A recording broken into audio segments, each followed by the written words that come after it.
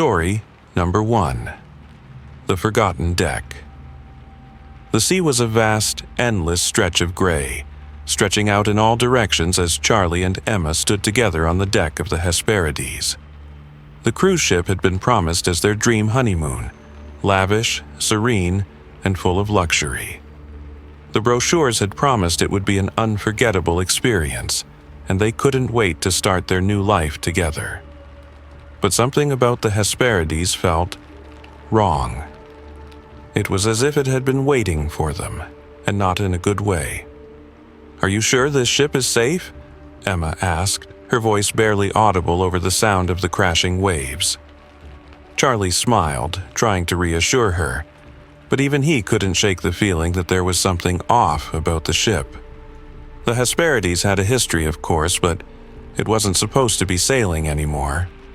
It was one of those old ships that had been retired years ago, sold off and stripped for parts. At least that was what they thought. But here they were, boarding it for their honeymoon. It was late afternoon when they first noticed the strange things. At first, it was small. Just little quirks that didn't make sense. The elevator would skip a floor. The lights flickered when they passed under certain sections of the ship, and the corridors felt a bit too cold for the warm breeze outside. But then, when they found the old, rusted door leading to a part of the ship they hadn't seen on the maps, that's when things started to get really strange. The door was old, more like something from a ghost story than a cruise ship.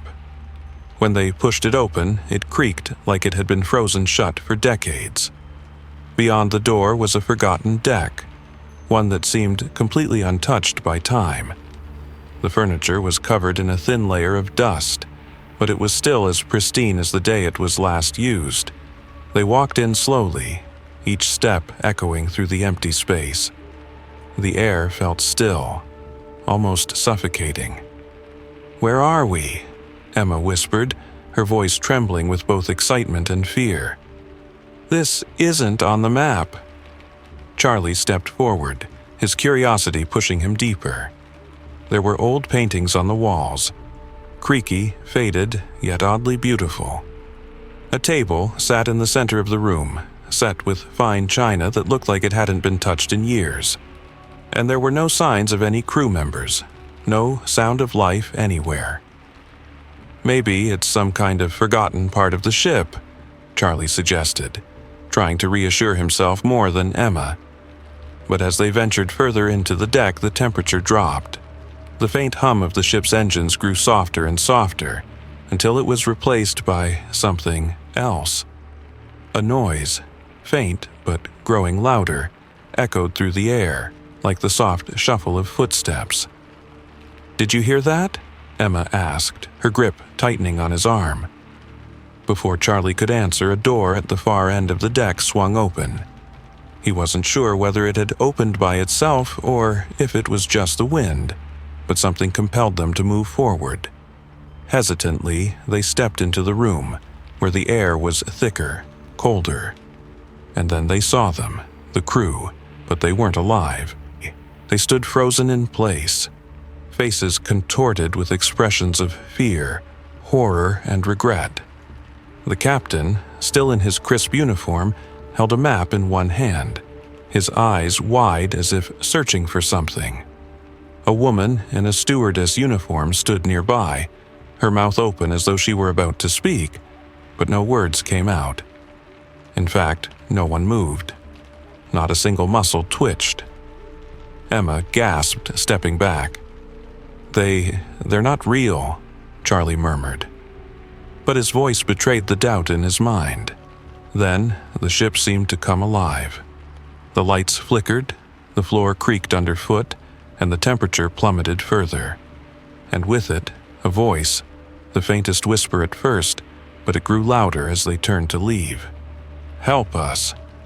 It was a single, desperate plea that seemed to seep into their bones. The crew was still trapped here. They weren't just ghosts.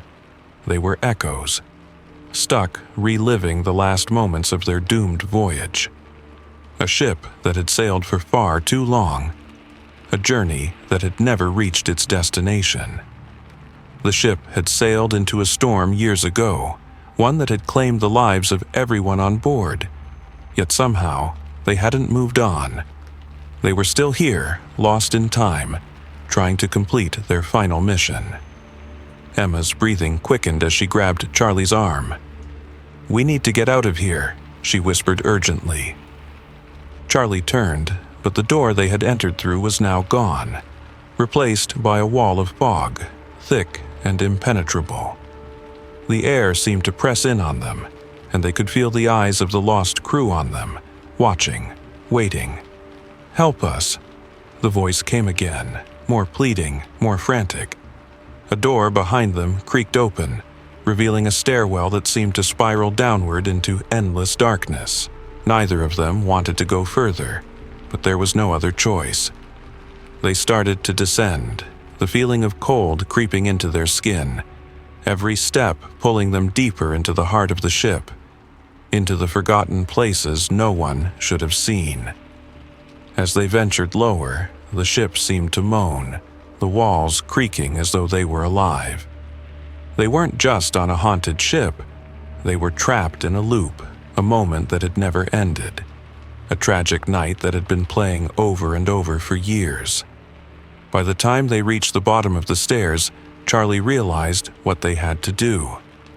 They had to break the cycle, free the spirits that were bound here, or they would join them forever. "Emma, I think I know what we have to do," he said, his voice shaking. "We have to find the heart of the ship. We have to let it rest." But even as he spoke, he felt the temperature drop even further. The ghostly crew was moving again, their eyes burning with an endless, silent plea. As they turned to face the heart of the ship, Charlie and Emma realized that this was no longer their honeymoon. It was a test, a fight for their very souls. And the ship wasn't going to let them leave. Not unless they played its game. The Hesperides was alive in a way that was far worse than anything they could have ever imagined. Story number 2. The Ship of Lost Souls. The storm hit with a ferocity that seemed almost deliberate, as if the sky itself had chosen this moment to unleash its wrath. For days, the waves had been crashing, relentless and unforgiving, while the wind howled like an angry beast. And the crew of the Harbinger, a salvage ship, found themselves caught in the middle of it all. The captain, a grizzled man named Roy, cursed under his breath as he gripped the wheel, trying to steer the vessel through the treacherous waters. "Steady!" Roy shouted to his crew, his voice drowned by the roar of the storm. But even as he spoke, he knew it was futile. There was no escaping nature's fury. They were stuck, drifting on the edge of a wild, violent sea. Then, through the thick sheets of rain, something caught their eye. A shape, a ship, loomed in the distance, drifting aimlessly like a ghost. "Is that?" Roy didn't finish his question, his eyes narrowing as he peered through the rain. "Impossible," muttered Mike, the first mate, his voice tight with disbelief. "That ship's been lost for years." It was the Endeavor, a legendary vessel that had vanished without a trace a decade ago. Some said it had sunk. Others swore it had been swallowed whole by the ocean. But there it was, floating in the middle of the storm, its ghostly silhouette barely visible in the downpour. Roy didn't hesitate. He gave the order to approach. The crew had their doubts, but they were salvage workers. It was their job to collect whatever could be found, wreckage, treasures, anything. And if the Endeavor had survived all these years, there was money to be made. But as they boarded the ship, the first thing that struck them was the silence. It was suffocating. The Endeavor was a massive ship, once a symbol of luxury and adventure, now reduced to a floating relic. Its halls were empty, save for the occasional creak of the wood beneath their feet. The air was heavy, damp, and cold. There were no sounds of life, no engine hum. not even the rustling of the wind through the sails. "Anyone else feel that?" Mike asked, his voice low as he took in the eerie surroundings. His eyes darted nervously, and he tightened his grip on the flashlight. "Yeah," Roy said, glancing around. "It's like the whole place is holding its breath." As the hours passed, the crew spread out, searching the ship. But no matter how hard they looked, they found nothing. No bodies, no signs of struggle. The place seemed empty, as if the crew had just vanished, as if the ship itself had swallowed them whole. That night, it all started. One by one, the crew began to hear it. Whispers. Low, murmuring voices that seemed to come from the walls themselves. No one knew where they were coming from, and yet they filled the air, growing louder with each passing hour. It was the kind of sound that made your skin crawl, like the breath of something unseen, just out of reach. "Mike," Roy said, his voice shaking. "You hear that?" Mike nodded grimly. "It's not just me, then." By dawn, the first member of the crew had disappeared. Tom, the ship's mechanic, was gone. No one saw him leave. His tools were still in their place, his coat left hanging by the door. But he was nowhere to be found. At first, they thought it was some kind of joke.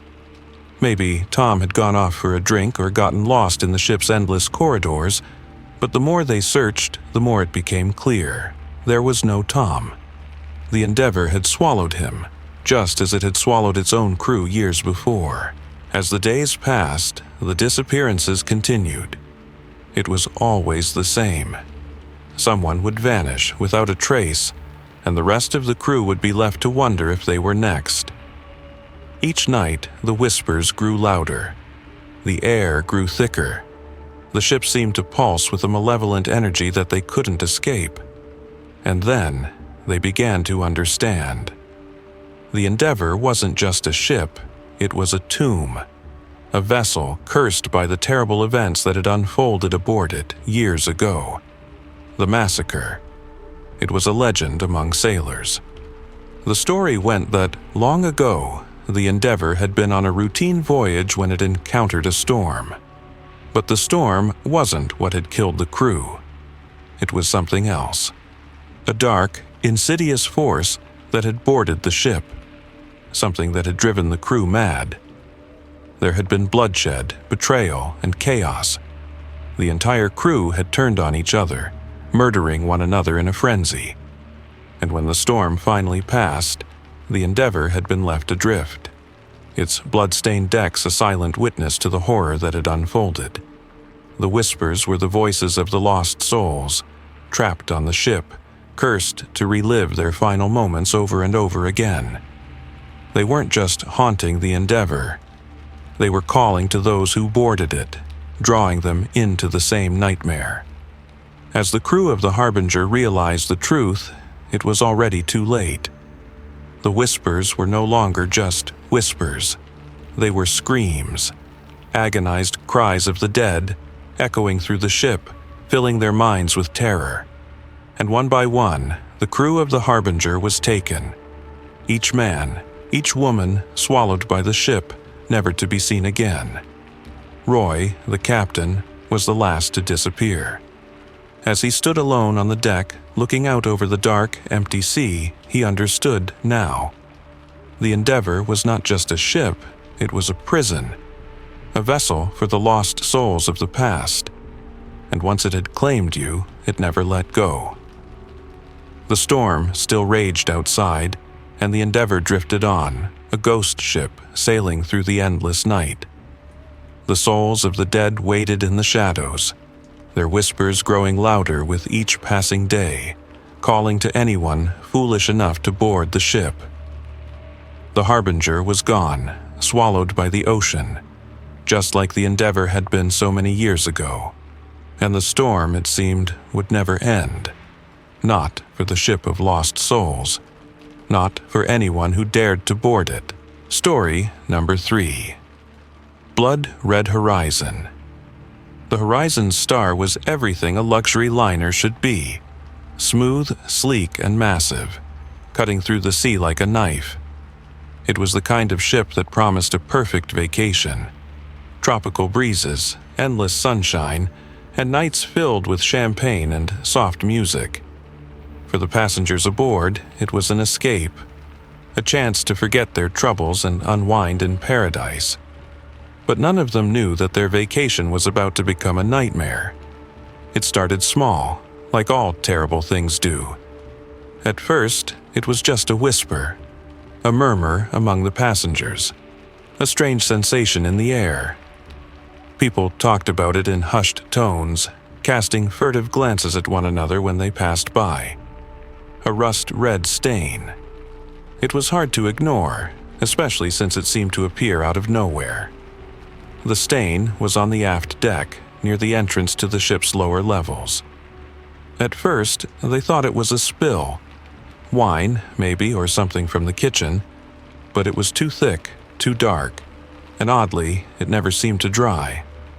Days passed, and the stain remained there, untouched by the usual cleaning crew. It wasn't just a stain anymore, it was a mark, a reminder, something that felt wrong. Harriet, a middle-aged woman from Chicago, was the first to notice something truly strange.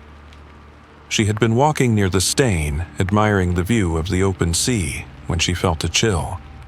Not the kind of chill you get when the wind blows, but the kind that settles deep into your bones, the kind that makes you feel like you're being watched. When she looked down at the stain, it seemed to pulse, ever so faintly, like a heartbeat. Her heart raced, and she backed away quickly, trying to shake the feeling off.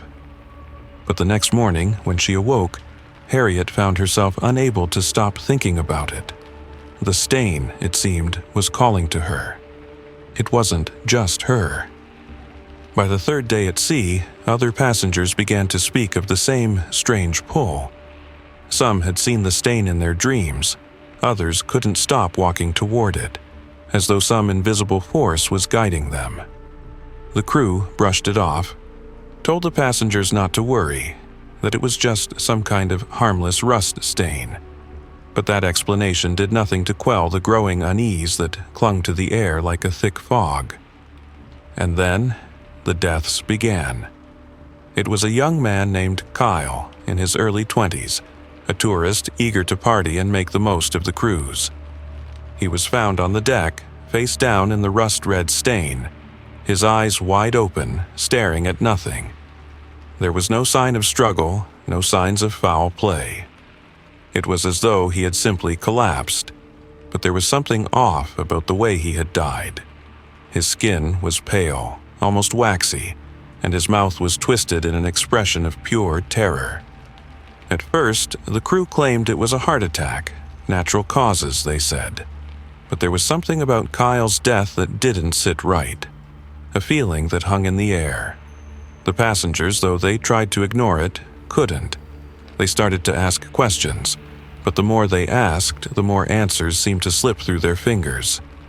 It was as though the ship itself was hiding something. The second death occurred just 2 days later. A woman named Linda, in her 40s, was found in the lower levels, her body crumpled on the floor beside a staircase. Her hair was matted with something dark, something that looked like blood. But when the crew arrived to investigate, they found no blood on the floor, only more of that damn rust-red stain. The rumors started to spread. Passengers whispered in corners, exchanging nervous glances. There were theories.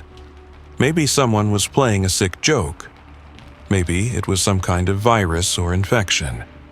But no one could explain the way the stain seemed to grow darker each day, or why the deaths felt so unnatural. It wasn't long before some of the braver passengers, those who still thought they could get to the bottom of it, began to investigate the ship. They roamed the halls searching for answers, but the deeper they went, the more the ship seemed to close in on them.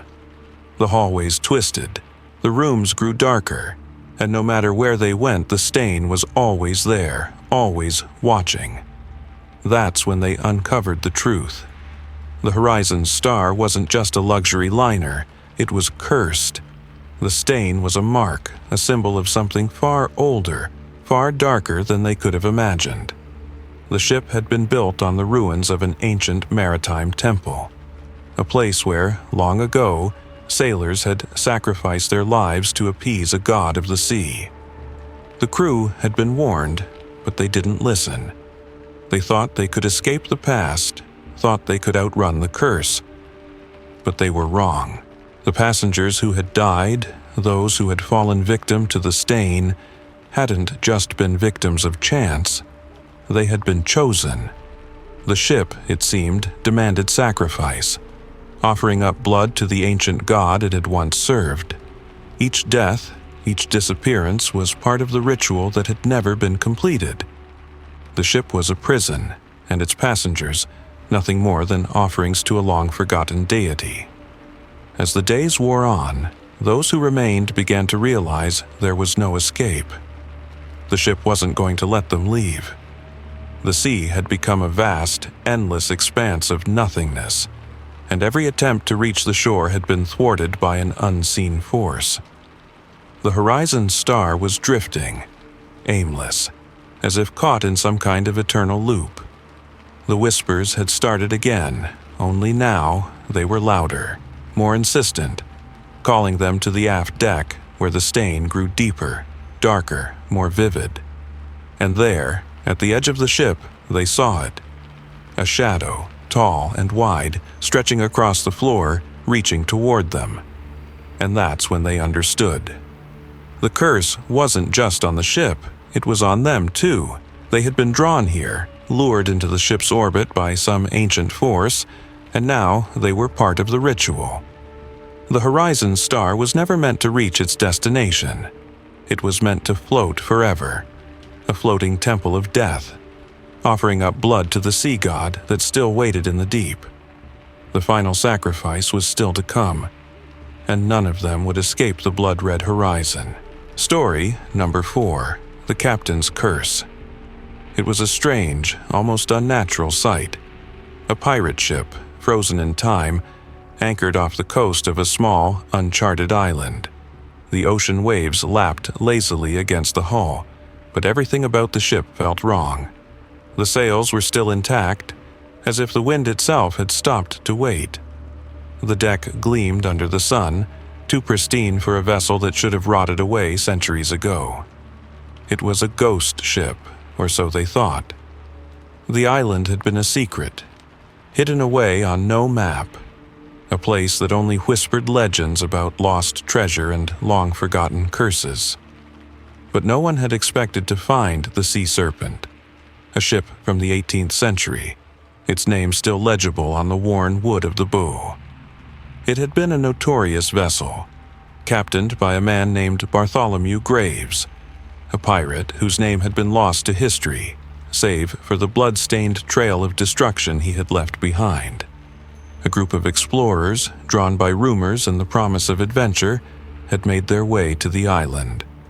There were 6 of them, 2 historians, a photographer, a retired sailor, and 2 younger thrill-seekers eager to make their mark. They thought it would be simple. A few hours to explore, take some pictures, and leave with the story of a lifetime. But the moment they set foot on the ship, something changed. They didn't know it at the time, but they had walked into a nightmare. The moment they boarded, the air seemed to thicken, pressing down on them. There was an odd stillness, as if the ship was holding its breath. The wood beneath their feet creaked, but not with the sounds of wear and age. It was something else, something alive.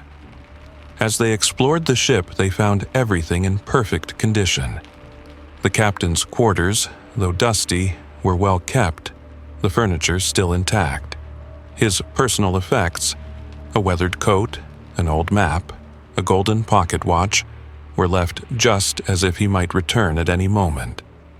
"I don't like it," said Sarah, one of the thrill-seekers, as she ran her hand along the captain's chair. "This doesn't feel right." "Relax," Mark, her friend, said with a grin. "It's a ghost ship. They're supposed to be creepy." But Sarah wasn't the only one feeling uneasy. The others, especially the retired sailor, old Tom, had gone quiet. Tom had sailed the seas for decades and seen things that most men couldn't even begin to comprehend. He knew that ships like this didn't end up like this by chance. "It's too clean," Tom muttered under his breath. "It's as if someone's been keeping it in good shape. But this ship isn't supposed to be here." No one else heard it at first, but then, as they ventured further below deck, a low sound began to fill the air. It wasn't wind or water, but something far more unsettling. A faint whisper. Words they couldn't quite make out. Then, from somewhere deep inside the ship, the unmistakable sound of footsteps. "Did you hear that?" Emily, the photographer, whispered, her camera forgotten in her hands. "I hear it too," said Jake, the other historian. His voice trembled slightly, but it wasn't just the sound, it was the feeling. The feeling that something, or someone, was watching them. A chill washed over the group as they made their way back toward the deck. And that's when they saw it. The figure in the doorway. It was a man, tall, draped in the tattered remains of an old captain's coat, his face shadowed by a tricorn hat. He didn't move, didn't speak. He simply stood there, watching them. Then, with a slow, deliberate step, he raised his hand as if to signal them forward. Tom's voice cracked as he spoke. "That's him, Bartholomew Graves. He's been dead for centuries, but his spirit's still here." The group froze, the blood in their veins turning to ice. The figure took another step, and in that instant something snapped. The ship groaned, its timbers creaking as if waking from a long, deep slumber. And that's when the footsteps began again. This time, louder, closer. Something else was coming. The group tried to flee, but the doors slammed shut, trapping them below deck. The ship itself seemed to shift, as if the very walls were alive, moving to seal them in. They heard it then, the unmistakable sound of chains dragging across the floor, followed by the sickening scrape of a blade being drawn across wood. The captain had been a man of blood, and his vengeance had never been satisfied. It was then that they understood. The ship wasn't haunted by just any ghost, it was cursed. Bartholomew Graves had made a pact long ago, a deal with something dark and ancient. In exchange for power, for riches beyond measure, he had promised a never-ending cycle of bloodshed, a price paid by those who dared set foot on his ship. Each death, each soul lost to the sea serpent, was part of a ritual that would never end until his unfinished business was completed. Graves had killed countless people over the years, but even after his death, his spirit could not rest. He had to see it through, the bloodshed, the terror, the destruction. And now, the explorers were his latest victims. One by one, they disappeared. At first, it was small things. A scream in the distance, the sudden disappearance of Emily's camera, a shadow crossing the corridor. But then it became clear, the presence was hunting them. And no matter where they ran, no matter how many locks they tried to secure, it was always there, always watching. Tom was the first to be taken. They found him in the galley, his body limp, his eyes wide open, frozen in terror. The others tried to barricade themselves in the captain's quarters, but it was futile. They were trapped in the belly of a ship that had been sailing for centuries. Its crew long dead, but its captain's thirst for vengeance still very much alive. As the sun began to set, casting an orange glow over the endless horizon, the ship lurched, as though it had set sail once more. The remaining explorers, exhausted and desperate, knew they were running out of time. Bartholomew Graves would never let them leave. Not until the last soul had been claimed. The sea serpent was no longer a ship. It was a prison, and they were its latest inhabitants, trapped in a nightmare that would never end.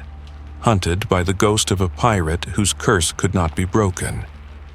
And as the ship sailed on, the whispers began again, a low, haunting chant, echoing through the halls, calling them forward into the darkness. Story number 5.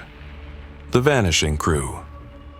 It was supposed to be a routine cruise, a week-long escape from the grind, sun and sea stretching as far as the eye could see. The Sapphire Wave was a luxury liner, sleek and modern, its passengers oblivious to the dark turn their journey was about to take. The crew, as always, was prepared for anything.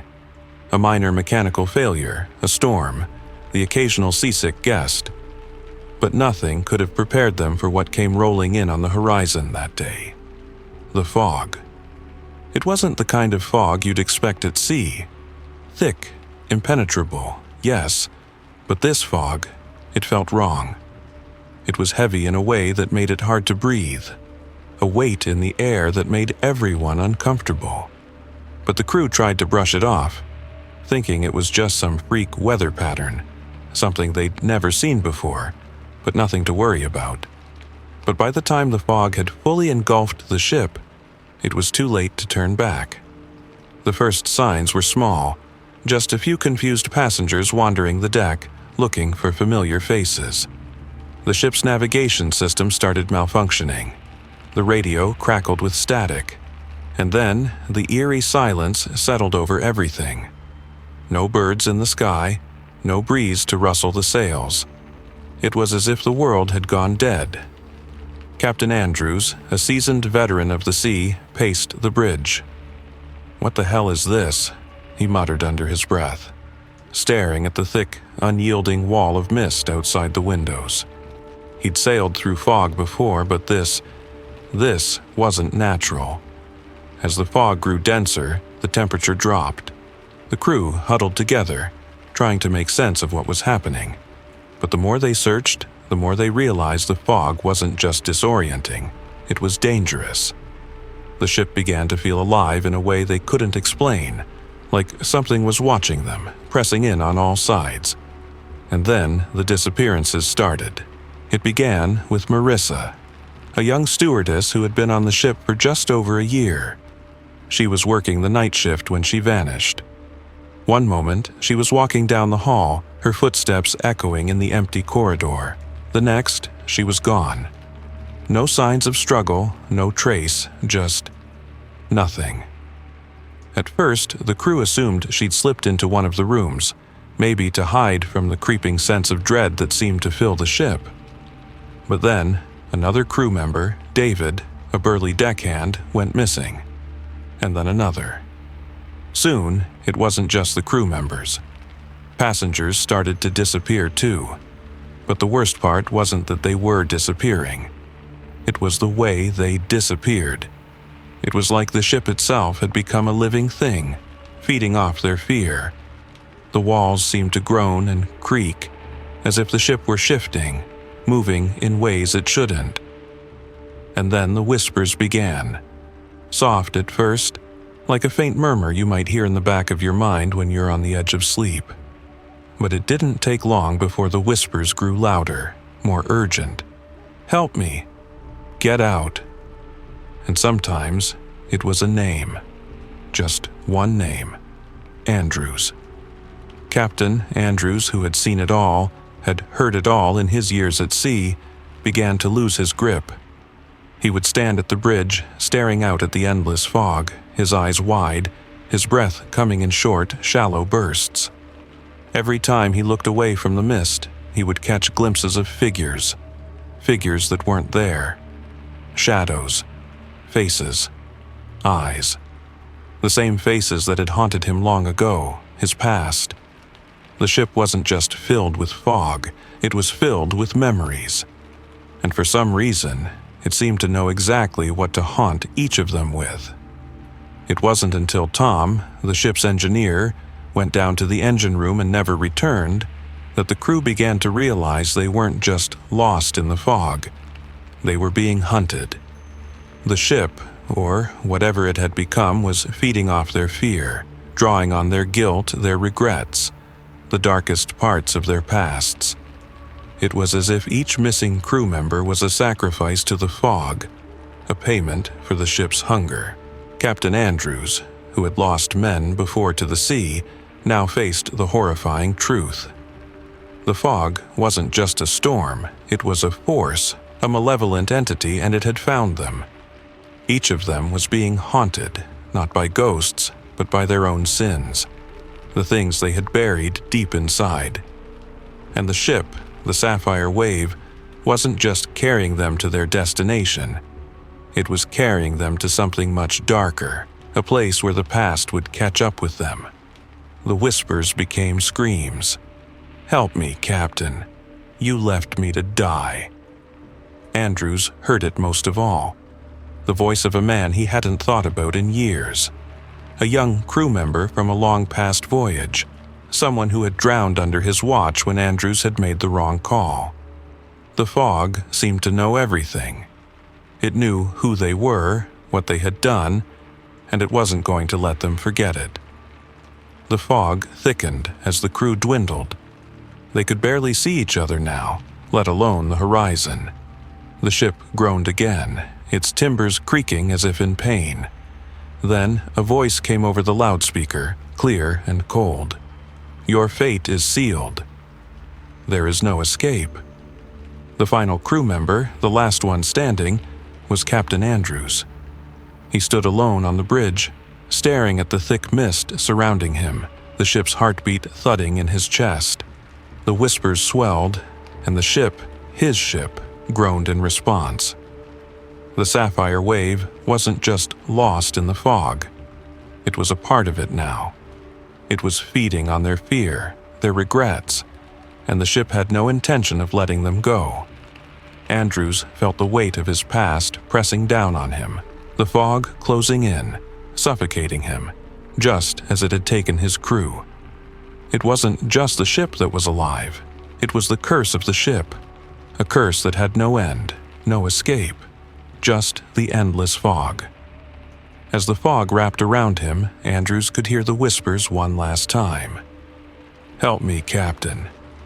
And then silence. Story number 6. The Old Sailor's Tale. The small seaside town of Haven's Edge had its share of characters, but none more unforgettable than Old Joe. A wiry man with weathered skin and eyes that seemed to hold 1,000 stories, Joe was a relic of a past that most people in the town didn't fully understand. He spent his days sitting at the local tavern, nursing a glass of rum and watching the world go by, his legs folded under him like he might have spent too many years on ships to sit comfortably in a chair. But it was when he spoke that the town knew something strange was coming. Joe wasn't just any old sailor. He was a man who had lived through things no one could comprehend. Things no one dared to ask about, except for one story he always told when the weather turned cold and the fog rolled in off the sea. A story about a ghost ship. It was on one of those evenings, with the sun sinking beneath the horizon and a chill creeping through the air, that young Peter McCall sat down next to Joe. Peter had heard the rumors. Everyone had. Old Joe's stories about the phantom ship were the stuff of local legend, the kind of tale you told to scare children, to make them behave, to remind them that the sea wasn't a place for the curious. But Peter, full of youthful bravado and a sense of adventure, wasn't scared of ghost stories. "Tell me about the ghost ship, Joe," Peter said, leaning back in his chair, a grin on his face.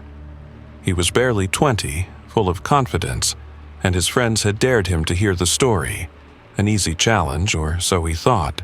Joe looked up at him, his eyes narrowing as if measuring the weight of the question. "You sure you want to hear that tale, boy?" His voice was gravelly, like a sailor's should be, but there was something more in it, something dark, something old. Peter nodded, half mocking but curious. "It's not a story, lad, it's a warning." Joe's voice dropped lower now, and even the sounds of the tavern seemed to quiet as if the air itself was listening. He leaned forward, his hands clasped on the table, and for a moment it felt like the shadows in the room were growing deeper around them. The ship's name is the Hannah Lee. No one alive knows where she came from, but she's been sailing the seas for centuries, picking up souls with unfinished business, souls who've crossed the line between life and death but never truly left. She finds them one by one, and they become part of her crew. Peter scoffed. A ghost ship? Come on, Joe, I've heard all this before. Ships vanish, storms hit, all that stuff. But you're telling me there's a ship out there picking up souls? He chuckled, but it didn't quite sound like the confident laugh he'd intended. Something about Joe's tone made him pause. Joe wasn't laughing. His weathered face was deadly serious. You think it's just a story, boy? Well, let me tell you this. There's no one who's boarded the Hannah Lee and come back, not a single soul. She picks you up, and you don't ever leave. You don't live either. The tavern fell quiet. Peter could feel his heartbeat quicken as the other patrons went still, listening. Joe leaned back in his chair, his eyes clouded with memories. I sailed on her once, Joe continued, before she was lost, before we knew what she really was. I was young, dumb, like you. A young man always looking for the next adventure. We were out in the Caribbean, me and a crew of men, when we spotted her, gliding silently across the water. No sails, no flags, just a ship, there one minute and gone the next. We followed her for days, convinced we'd found treasure or something. But when we boarded her, that's when we knew something was wrong. Peter's smirk faded. What do you mean wrong? Joe's eyes seemed to darken, and his voice lowered as he relived the memory. The Hannah Lee was empty, but not in the way you'd expect. There were bodies everywhere. Men dressed in old clothes, their faces frozen in terror, their eyes wide open like they'd seen something they couldn't escape. But the worst part? The ship was alive. I swear it. The walls seemed to move. The floorboards creaked with steps that weren't ours. And then the captain appeared. Joe shuddered, his hand trembling slightly as he picked up his glass. He was dead, Peter, but he wasn't dead. His skin was gray, his eyes black like the pits of hell. And he spoke, in a voice that made your bones feel like they were turning to ice. Told us we weren't the first to board the ship, that the crew was trapped. They were dead, but they were still working the ship, still following orders, the captain's orders. And the ship, it was hungry. Peter felt a cold rush of unease wash over him, his earlier bravado crumbling. He tried to laugh it off. That's just a story, right? A spooky tale to keep kids out of trouble. Joe's expression hardened. No, lad, this isn't a tale. This is a warning. The Hannah Lee doesn't just pick people up, she chooses them. You've got something in your past, Peter, something you can't run from. The ship knows what you've done. She'll know what you've left undone. And once she's got you, you're hers. Forever. Peter shook his head. I'm not afraid of ghost ships, Joe. They're just old sailor stories, meant to frighten kids. I've heard it all before. I'll take my chances. Joe's eyes locked on Peter's with a strange intensity. You think you can outrun her? Think again. She'll come for you, Peter, and when she does, you won't even remember what happened. You'll just be part of the crew, another soul lost to the sea. That night, Peter couldn't shake the story from his mind. He laughed it off, sure he was just caught up in an old man's ramblings. But as the fog rolled in off the ocean and the cold night air crept into his room, he felt an overwhelming urge to prove Joe wrong. The next morning, when the tide was low, Peter set out alone to find the Hannah Lee. He didn't care about the warning. It was just a ship, after all, just a ship. But when he found it, drifting silently in the mist, it wasn't the ship he expected. It was more a living thing. The moment he stepped aboard, the ship groaned, as if welcoming him. And the fog thickened, the air grew colder, and the sails caught wind from nowhere. The crew, they were there, silent, watching him with dead eyes. And then, from the shadows, the captain appeared. Peter tried to turn and run, but the ship wouldn't let him. The moment he had boarded, he had sealed his fate. The ship had claimed him. And as the Hannah Lee sailed deeper into the fog, Peter's face twisted into the same expression of terror that had haunted the other lost souls aboard. He was part of the crew now, trapped in an endless cycle of death and rebirth, forever bound to the ship that never stopped sailing. Old Joe's warning had been true all along, but by the time anyone realized that, it was too late for them too. Story number 7. The Lighthouse at Sea. It wasn't supposed to be like this. The storm had come out of nowhere. One minute, the sea was calm, the skies clear, and the next, dark clouds had rolled in fast, and the waves were tossing their small boat like a toy. The group of friends, 5 of them, had been on a weekend getaway, planning to sail between a few islands off the coast. But now, their boat was nothing but splinters and drifting debris, and they were stranded in the middle of the open sea. Tom was the first to spot it. At first, it was just a silhouette in the distance, dark, looming, like something out of a nightmare. They'd been fighting against the current for hours, pulling themselves through the waves, their limbs exhausted, when Tom pointed toward it. "Look!" he shouted above the howling wind. They could barely make it out. A large ship, abandoned, drifting like a forgotten relic. Its tall silhouette stretched up into the sky, and at the very front there was a strange, tall structure, the lighthouse. Even from where they were, struggling in the water, it looked like it was glowing. A steady beam of light cut through the storm, casting long, eerie shadows across the waves. "Maybe there's someone on board," Sarah said, her voice desperate. "Maybe they can help us." The group didn't argue. They had no choice but to try. Exhausted, battered, and on the brink of collapse, they swam toward the ship, drawn to the lighthouse, as though it were the only thing that could save them. The ship's deck was silent when they climbed aboard, eerily quiet despite the wind and the raging storm.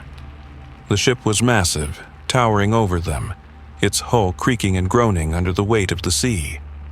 The lights inside were dim, as if the ship had been abandoned for years, or perhaps decades. There were no signs of life, no crew, no other passengers. It felt wrong. The air was thick, heavy, and it clung to their skin like something alive. "Where is everybody?" Tom whispered, but his voice was swallowed by the silence. They made their way toward the prow of the ship, where the lighthouse stood. The light from the beacon cut through the dark storm like a knife, its glow steady, unblinking. As they reached the base of the lighthouse, they realized something else. A strange chill seemed to radiate from the tower itself. It wasn't like the rest of the ship, which was warm from the storm's heat. The lighthouse was cold, like a block of ice, and as they climbed the stairs to its top, their hearts began to race. "Something's not right here," Emily muttered, her voice shaking. But they couldn't turn back. The storm was still raging outside, and the ship, for all its oddness, offered shelter. The lighthouse was their only hope. At the top of the lighthouse, the door creaked open with a groan, revealing the narrow room inside. The beam of light from the lighthouse flickered in and out, casting strange, shifting shadows across the walls. It was here that the full weight of their situation began to sink in. The light was not just guiding ships, it was guiding something else. They heard it before they saw it. A faint whisper, like the sound of a voice carried by the wind. It was soft, barely audible, but it was there. And then, there was the sound of footsteps, slow and deliberate, coming from somewhere behind them. They spun around, their hearts pounding, but no one was there. Just the shadows, the thick, dark corners of the lighthouse that seemed to stretch and grow the longer they stared into them. "Did you hear that?" Sarah asked, her voice tight with fear. Before anyone could answer, another sound came. This time, louder, clearer. It was the sound of scraping, as if something, or someone, was dragging itself across the floor, inch by inch. The air grew colder, and the whispers became clearer, more insistent. "No, no, this can't be happening," Tom muttered, shaking his head as if trying to wake himself from a bad dream. But the whispers grew louder, filling his mind, drowning out everything else. From the shadows, shapes began to emerge. They were figures, ghostly, pale forms, half-transparent, drifting toward them with hollow eyes and vacant expressions. Some were tall, others short, their features twisted in agony, mouths moving as if trying to speak but unable to form words. They reached out toward the living with long, skeletal hands, their fingers trembling as they got closer. One of the figures stopped just in front of Tom. Its eyes met his, and for a brief moment he could see the pain, the suffering that had been etched into its face. It was a woman, her mouth stretched in a silent scream. And then the voice came, a whisper, like 1,000 voices layered on top of each other, all speaking at once. "Join us." Tom staggered backward, but the woman's hand shot out, grabbing his wrist. His skin crawled as a coldness spread from the spot where she touched him, crawling up his arm, freezing his blood. "Help!" he screamed, but it was too late. The shadows swallowed him up, pulling him into the dark corners of the lighthouse, his body going stiff with terror. The others watched in horror as Tom vanished, his screams fading into the distance. The spirits, drawn by the light, reached out toward them now, their icy fingers grazing their skin, their whispers louder, more desperate. "Join us. Join us." They tried to run, but the ship seemed to close in around them. Every passage they took, every door they opened, led them back to the lighthouse. The ship was alive, feeding on their fear, trapping them in its endless maze. The light from the lighthouse flickered again, casting shadows that danced across the walls, and in the distance they could hear the crashing of the waves against the hull. But there was no escape. As the last of the group was pulled into the shadows, the lighthouse beam continued to cut through the storm, and the ship, with its souls trapped in eternal torment, drifted on, forever guided by the beacon at its prow, forever searching for new souls to join the lost crew in the dark depths below. Story number 8, The Siren Song. The island had always been a rumor, a whisper carried by sailors as they passed through the foggy waters of the southern seas. No maps marked it, and no man had ever returned from it. But to Captain Elias Grayson, it wasn't a myth. It was a challenge, a chance to find treasure where others had failed, to prove himself as the greatest captain to ever sail the seas. And he wasn't about to turn back now. "It's just a superstition, Captain," First Mate Thomas had warned when Grayson first heard the stories.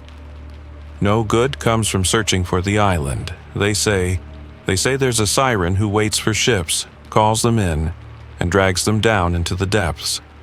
We shouldn't be going there." But Grayson had smiled, a confident, almost smug smile. "Superstitions are for men who've never dared to venture beyond what they know. We're sailors, Thomas. We don't turn away from the unknown." The crew didn't argue. They followed Grayson, as they always did, even when doubts lingered in the back of their minds.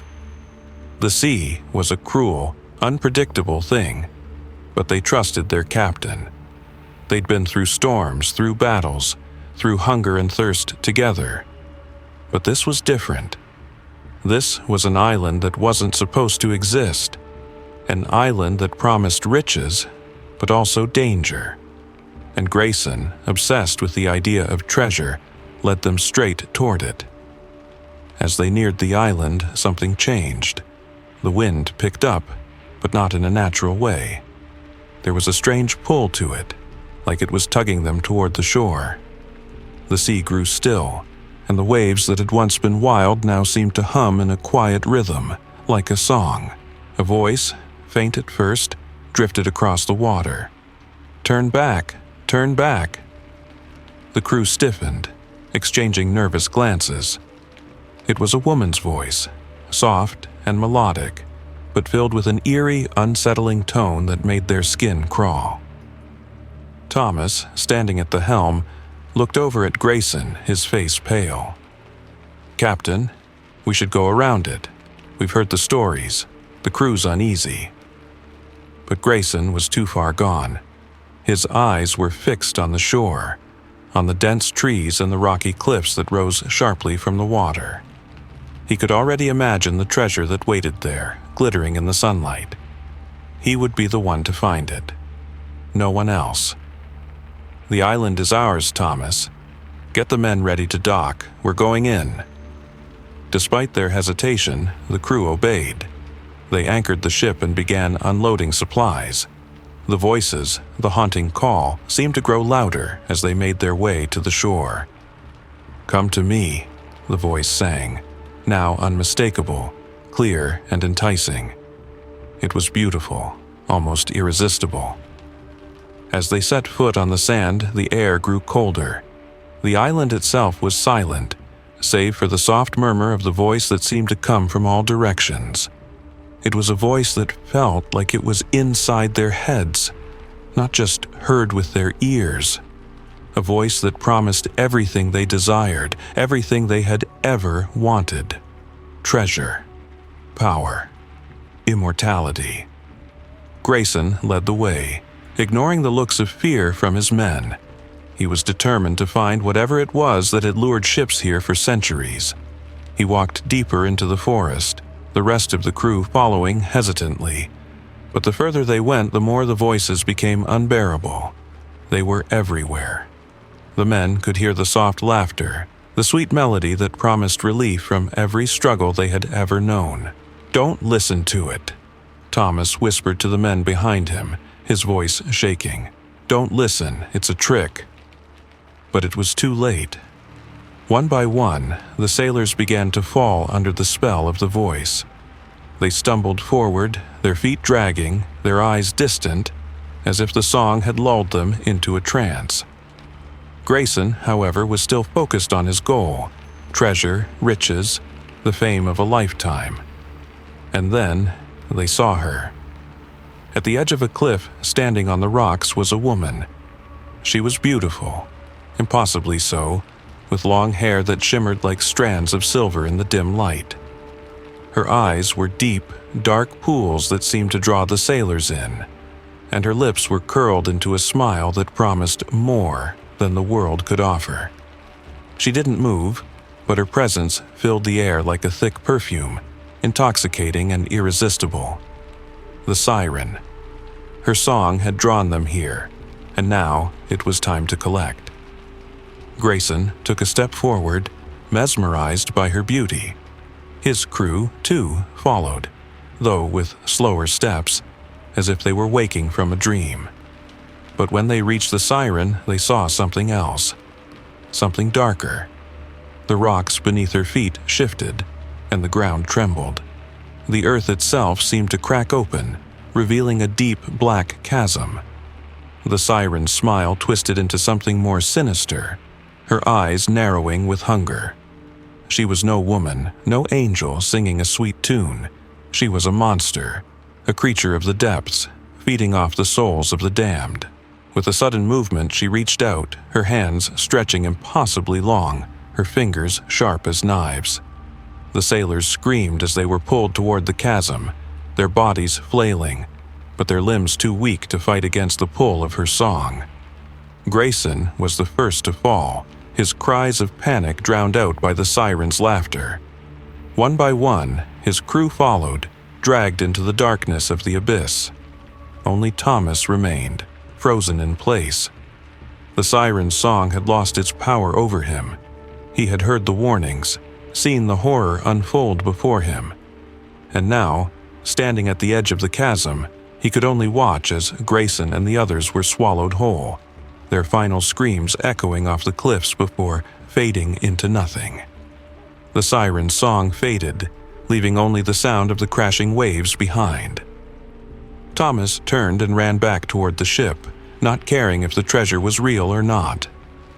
The island, with its beauty and promises, had claimed another crew. And he knew the siren would be waiting for the next ship that sailed too close, singing her song, ready to lure more souls into her deadly trap. As he sailed away from the island, he could still hear the faintest echo of the song, carried by the wind. And for the first time, he realized that the siren wasn't just a myth. She was real, and she had been waiting centuries for this moment. Story number 9, The Last Voyage. It was supposed to be a grand farewell, a celebration of a ship that had spent decades on the seas. The Royal Majesty, one of the most luxurious cruise ships ever built, was nearing the end of its life. The ship's final voyage across the Atlantic was going to be its greatest. Passengers from all over the world had booked their tickets months in advance, eager to experience the ship's final journey, to soak in the last glimmer of its glory.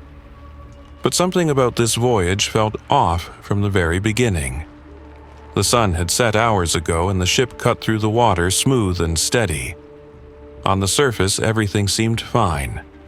Too fine, almost. The air was thick with the kind of tension that comes before a storm. The kind that doesn't show up in weather reports but lingers in your bones. Still, the passengers danced, laughed, and celebrated. After all, this was meant to be a joyful occasion. Sarah Ellis was one of the many who had boarded the Royal Majesty for the last time. She was a journalist from New York, traveling alone. She wasn't looking for adventure. In fact, she'd been hoping for peace. After losing her fiancé in a tragic accident, she needed an escape. A few days to forget the overwhelming grief that had followed her everywhere. The Royal Majesty was her last chance for some kind of serenity, but she couldn't shake the feeling that something was wrong. At first, it was subtle. A glance over her shoulder, and she'd think she saw someone familiar, only to find that no one was there. A fleeting image of a man, someone from her past, someone she hadn't thought of in years. Her heart would race, and then she'd tell herself it was just the light playing tricks on her, just the shadow of memories. She'd brush it off, telling herself she was just tired. But it wasn't just her. It was happening to everyone. The first incident occurred late that night in the grand ballroom. A man named Richard, a seasoned traveler who had been on countless cruises, collapsed suddenly, screaming at the top of his lungs. "No, no, please. I didn't mean to. I didn't mean it." He thrashed on the floor, his face contorted in horror. The crew rushed to his side, but he was incoherent, his eyes wide with terror. It took several people to hold him down, and when he finally stopped fighting, he passed out cold. The doctors on board couldn't find anything physically wrong with him. No injuries, no sickness. It was as if the man had been possessed by something that wasn't there. They said he was just exhausted, maybe a bit delirious. But as the night wore on, others began to see things too. Lily, a young woman traveling with her husband, reported seeing the face of a child in the reflection of the dining room windows. A child she didn't recognize, staring at her with pleading eyes. When she turned around, the child was gone, and no one had seen anyone nearby. She couldn't explain it. Sarah tried to ignore the growing unease that seemed to be spreading through the ship. But then, on the third night, it happened to her. She was walking along one of the lower decks, trying to clear her head, when she saw him. Her fiancé, Tim, standing by a lifeboat just as she remembered him before the accident, smiling, his eyes full of warmth. She froze, her breath catching in her throat. The grief she had buried deep inside her suddenly erupted in a flood of raw emotion. "Tim?" she whispered. her voice barely a sound. But Tim didn't respond. He just stood there, motionless, his smile frozen. And then, as Sarah took a step forward, he turned his head slowly, and the smile faded into something else. His eyes darkened, and his lips twisted into a silent scream. She stumbled backward, her heart racing in her chest. She blinked, and he was gone. The ship felt different that night, heavier, colder. Sarah could feel a growing sense of dread creeping up her spine. The halls seemed endless, twisting in ways that didn't make sense. The lights flickered, the walls groaned. It was as if the ship itself were alive, breathing, and watching them all. The hallucinations grew worse with each passing hour. More passengers reported seeing figures from their pasts, lost loved ones, old friends, people they had wronged. People who were supposed to be dead, but there they were, standing in the shadows, looking at them with eyes full of accusation. Sarah couldn't sleep. Neither could anyone else. The nights were filled with muffled screams and the sound of people wandering the halls in a daze, searching for something they couldn't find. They would call out to the figures, begging for forgiveness, pleading for their pasts to be set right. But no one ever answered. As the ship sailed further into the night, the storm began to brew. The weather turned violent, the sea crashing against the hull like the hands of some invisible force trying to tear the ship apart. The crew worked tirelessly to keep things in order, but even they seemed rattled, haunted by the same visions. By the time they reached the middle of the Atlantic, the ship was no longer the grand, elegant vessel it had been at the start of the voyage. It was a broken thing, its walls warped, its halls dark and twisted. The passengers were no longer laughing or celebrating. They had all been touched by the same fear, the same horrible visions. Everyone knew the truth now. The Royal Majesty wasn't just on its final voyage, it was taking them all to the end. As the storm raged outside, the lights flickered one last time. And then, just as suddenly as it had all started, everything went quiet. The ship's final voyage was over. When rescue teams found the Royal Majesty days later, it was drifting aimlessly in the middle of the ocean, its sails torn and its hull cracked. There was no sign of the crew or passengers. The ship was empty, except for the voices, whispers that echoed through the empty halls, pleading for help. The ghosts of the ship's last passengers, still trapped on board, still calling out for someone to hear them. But no one was left to listen. Story number 10. The Phantom Ship. Victor Lancaster was used to getting what he wanted. A wealthy businessman with connections that stretched from New York to Tokyo, he had seen it all. But what he hadn't seen, what he hadn't experienced, was the thrill of a private yacht cruise that was truly his own. So, he arranged one. A week-long voyage through the Caribbean with a select group of friends and a crew hand-picked for their expertise. It was supposed to be the perfect escape. A break from the noise, from the deals and deadlines, from the weight of the world he carried on his shoulders. What he didn't know was that this trip would carry him into a nightmare he'd never escape. The sun was setting on the second day, casting a golden glow over the calm sea as the Marina Belle sliced through the waves. On board, the mood was high. Champagne flowed freely. The soft sounds of jazz floated through the air, and the distant shorelines were fading into the horizon. The crew, professional, efficient, kept to themselves, knowing the guests wanted nothing more than to be left in peace. But then, around midnight, the radio crackled to life. A faint distress signal came through, so faint in fact that the captain nearly dismissed it as static, but something about it didn't sit right. It was a tone of urgency, of a cry for help. The captain, a seasoned sailor named John Barlow, thought it might be a ship in trouble. They were miles from the nearest port. but he had been out here long enough to know that trouble could show up without warning. "Victor," he said, his voice tight. "We've got something odd here. There's a ship off the starboard side. Looks like it's been abandoned. No lights, no movement." Victor, intrigued but not at all worried, leaned over the rail of the yacht to peer into the night. There, in the distance, a ship loomed, huge, dark, and unmoving.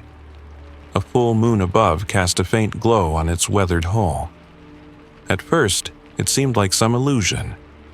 There was no way another vessel should be out here, not this far from the nearest shipping lanes. "Let's investigate," Victor said, his voice a mix of curiosity and command. "Get us closer." John hesitated. "I don't think it's a good idea, sir. It's been a long day and we've got a schedule." Victor's eyes narrowed. "I'm paying for this yacht, Captain. I'll decide where we go." The crew didn't argue further. The yacht changed course, cutting through the dark water toward the phantom ship. As they neared, the eerie silence surrounding the vessel became more pronounced. The ship, which appeared to be an old cargo vessel, was still intact, despite the fact that there wasn't a soul in sight. No crew, no passengers, not even the faintest flicker of a light in any of the windows. It was as if the ship had been frozen in time. Victor led the charge, stepping aboard the abandoned ship with a sense of triumph. He figured it was just some ghost ship, a vessel left to rot after an unfortunate accident. He told himself the crew had long since abandoned it, and this was just another story to tell when he got back. But as he crossed the threshold, a cold wave of unease washed over him. The ship's deck was eerily clean, the wood smooth beneath his shoes. The air smelled stale, but not as though it had been sitting for years, more like it had been shut off from the world. The interior was dim, but intact. The walls were lined with rooms, each one identical to the next. "Looks just like our ship," one of the crew members said, his voice thick with discomfort. Same layout, even the same furniture. Victor frowned, stepping further into the belly of the ship. There were crew quarters just like his own yacht, exactly the same. Even the same number of rooms. It felt too perfect, too familiar. The next thing that struck him was the silence. There was no echo of footsteps, no hum of the engine, no wind cutting through the rigging. Just dead, suffocating silence. It was as though the ship had been waiting for them to board, inviting them into its empty halls. "Let's check the bridge," Victor said, motioning to the group. They climbed the stairs to the top deck, and there, at the helm, they found the ship's controls were just as intact as the rest of it. Except for one thing. The steering wheel was covered in a fine layer of dust, as though it hadn't been touched in years. "This is wrong," John said, his voice tinged with unease. He scanned the ship, then turned to Victor. "Something's not right about this." Victor felt a strange pull in his chest. He couldn't explain it, but something about this place unsettled him in ways he couldn't articulate.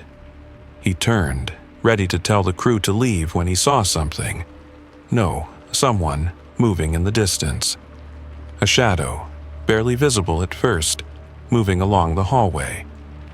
"Did anyone else see that?" Victor asked, his voice tight with sudden suspicion. The crew froze, their eyes darting around the ship. "I saw it too," said one of the crew members, his voice low. "It looked like a person." They followed the shadow, moving cautiously through the ship, their every step echoing in the unnatural silence. As they turned a corner, they found it. An empty dining room with perfectly set tables and chairs. The shadow, however, was gone. But something else was there. At the head of the table, there was a figure. A man. Dressed in a black suit, but his skin was gray, lifeless. His eyes were wide, unblinking, his mouth frozen in a silent scream. Victor took a step closer, his heart racing. But as he did, the man's form began to shift. His features blurred, then reappeared. This time, as the face of one of Victor's long-lost business partners. The one who had died under mysterious circumstances years ago. The figure opened its mouth, but no sound came out. Victor stepped back, terrified, as more figures began to appear from the shadows. People from his past, each one twisted into a version of their final moments. Faces contorted in fear, their eyes begging for release. "It's happening," John whispered as realization dawned on him. "This ship, it's showing us what's coming for us. We've crossed some line, and now it's going to repeat itself." Suddenly, the entire ship began to shake. The lights flickered, and the figures began to move, not as ghosts, but as part of a larger mechanism, one that had been set in motion long ago.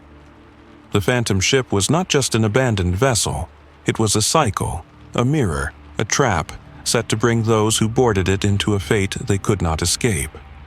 A fate that had been waiting for them all along. And now, Victor and his crew were trapped. They were the latest to join the ship's doomed legacy. As the ship creaked and groaned, the figures closed in, their eyes filled with silent terror. Victor understood now. This wasn't just a ship, it was a warning, and the phantom ship wasn't about to let them leave. The cycle had begun again.